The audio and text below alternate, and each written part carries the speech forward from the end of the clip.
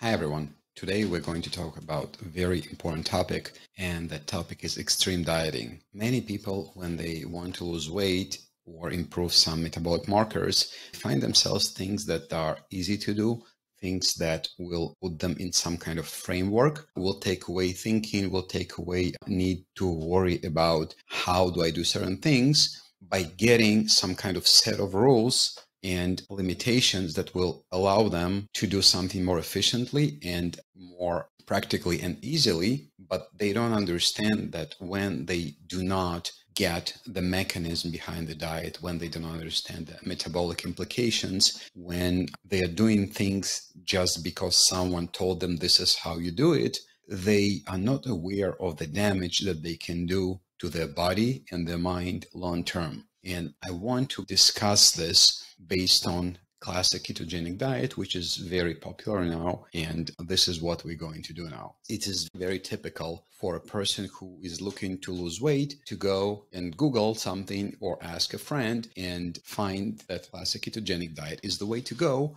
because it's so efficient, you're not hungry, you're losing weight rapidly, and it regulates your blood sugar, it regulates your triglycerides and whatnot. So people fall into that and they doing that protocol and they lose weight rapidly, their blood sugar goes down, and they think, wow, this is amazing. But now, very quickly, they find themselves in some kind of sect or framework or society. They start using and implementing set of rules and principles which may long term will cause them to do what they're doing for the sake of doing those principles, for the sake of doing this diet, and not for the sake of getting to the results they wanted. So very fast, a person who wanted to lose weight or wanting to improve their cholesterol or wanting to improve their triglycerides or want to reduce the inflammation are not working on that. They are simply doing the diet for the sake of the diet, and they want to be like others in their circle, in their society,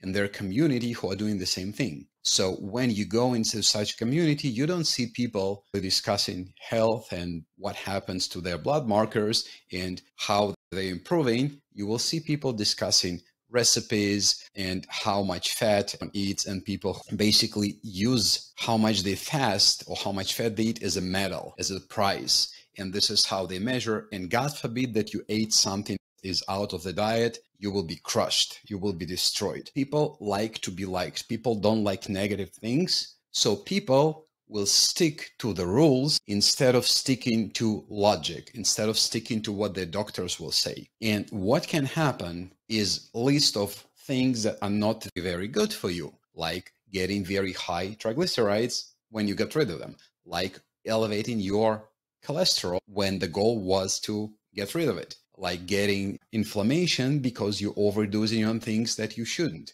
losing muscle, developing insulin resistance. But today, I also wanted to talk about something that is way more important than this, and people fall into this, and this is more important for your mental wellness, mental health, your sanity, and such. I get so many clients, and by the way, I'm doing this for close to 7 years, so I had a lot of experience. I get a lot of clients who went to some extreme, at least in my opinion, because many times people just don't understand what they're doing.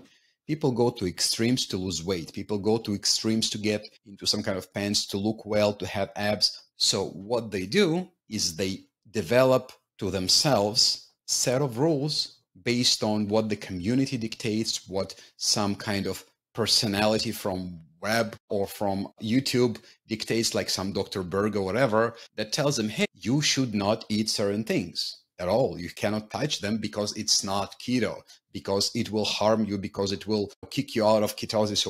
You have to be eating, or you should be eating those and those things. For example, you should be eating a lot of fat. You should be eating oil. You should be eating meat. And God forbid that you touch, I don't know, a clementine or something that is a legume, right? Because then you are not defined as ketogenic. But you can eat all the chocolate you want, all the pastries you want, all the granola you want, all the nuts you want, as long as there's no sugar. But if you touch hummus or something like this, again, you are not ketogenic, you're not doing it. So what people decide is that, oh my God, I want to be this, I don't want to be that. And they want to be defined as ketogenic, even if it wasn't their goal at all. They go to those extremes. And what happens, because we are animals and we are being driven by our things and our hormones, we lose any logic.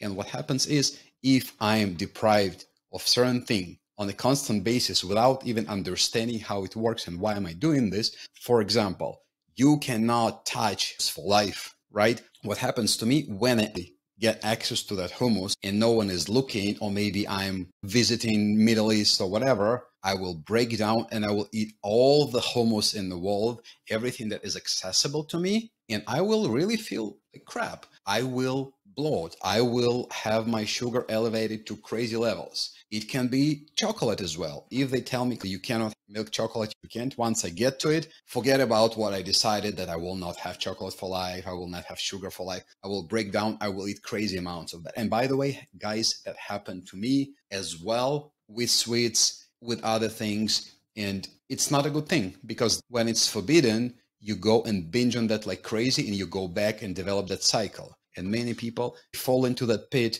They eat something, next day they punish themselves with some kind of crazy amount of cardio or fasting for 3 days or even for a day, which is insane. And then they go back to that. They deprive themselves from food for a long time. And once again, they go and binge. And that cycle never stops. Many people develop binge eating of things that they allow to eat, because now they're replacing food that they love to eat in certain amounts and they didn't eat them in crazy amounts. Now they binge on food that is not good for them, that is supposedly ketogenic, it has no sugar. And that happens with a lot of keto foods, again, those chocolates, those pastries, and also nuts. People fall into that nut pit crazy. And sometimes people who even didn't like nuts, didn't eat nuts in their life, suddenly they find themselves in a place where they eat nuts. They eat nuts in any place, any time, and cheese. And what happens is then we develop binge eating of foods that we can eat because they're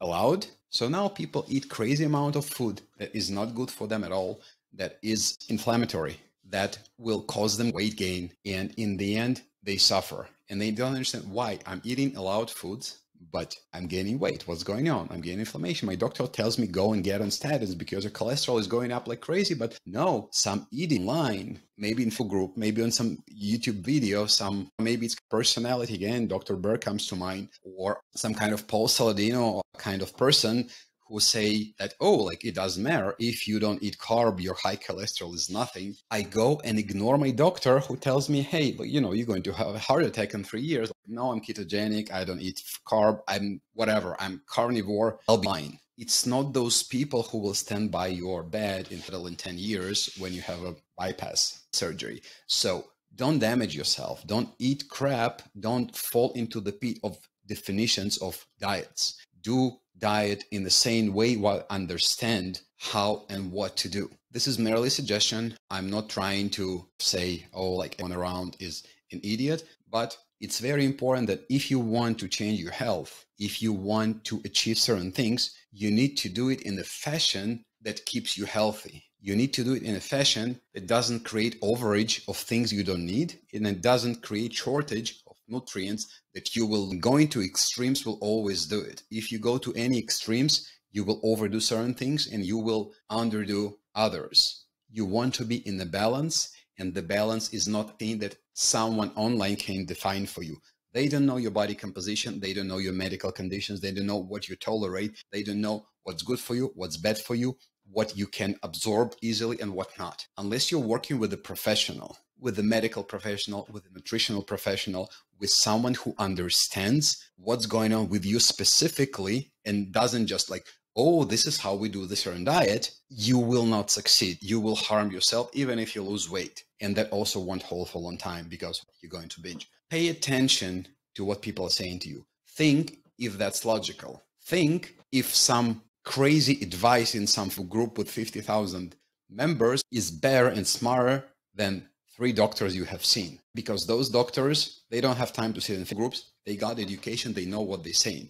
If you went to a nutritionist who told you, hey, your blood work doesn't look well, you need to do certain interventions to don't dismiss that because 50,000 people in the group told you, but he doesn't know what he's saying. Don't trust the community of people who are not professionals. Now, I want to help people. I want to make sure that my audience, my people are getting healthy and not falling into any nutritional pit. I want to open several slots on my calendar for people who want to study, to learn, to improve their health. And if you are that person, if you want to get better, if you want to understand what's going on with you, maybe you want to get healthier, maybe you want to lose weight, maybe you want to improve your metabolic markers, maybe you want to get efficient in weightlifting, maybe you want to improve your energy levels, maybe you get tired and cannot work normally, maybe you have different food sensitivities which you cannot pinpoint and your doctor cannot as well. I might be able to, if you need improve sleep,